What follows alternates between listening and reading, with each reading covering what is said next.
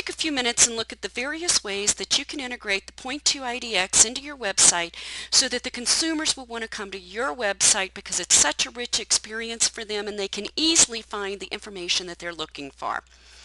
By default, with the Point2 IDX, you'll automatically get a search capability so that the consumer can go in and choose a city. For instance, I'm going to go in and simply choose San Diego in this particular example. And they can go in and choose, for instance, single family, price range, bedrooms, so forth, and do a search.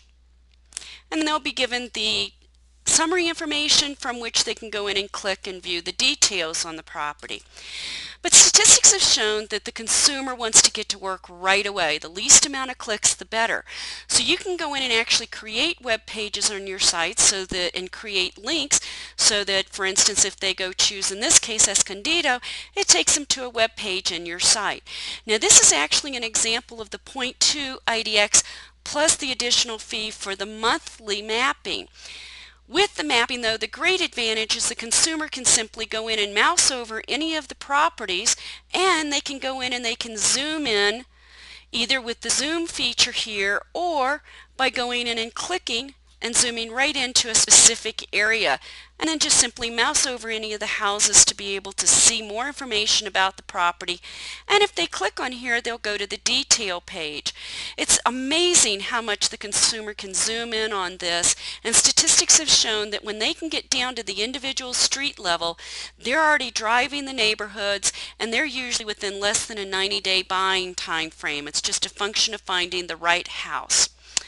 Now, in addition to being able to go in and give them a link that will take them to a page within your site, you can also go in and create links that will open up another window.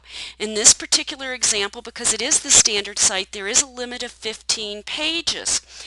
Doing a page within your website is the best solution from a search engine standpoint, but if you are looking for ways in order to be able to stay with your standard site, you can simply go in and set up the IDX so that it will look and launch a new window for you. Other things that can get the consumer active quicker is by going in and putting a picture, a map, whatever would be of interest, so that when they click on there, again, it can take them to a page. In this example, I have them taken to a web page that's for the entire area that this particular contact or agent, Greg Timms, is servicing.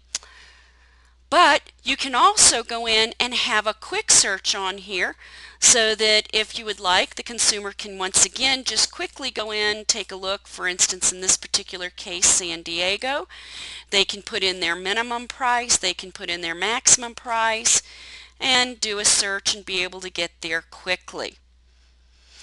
Other types of searches you might have on your site are, for instance, the hour listings. So the consumer, whether they're a buyer or seller, can quickly go in and get to just your listings.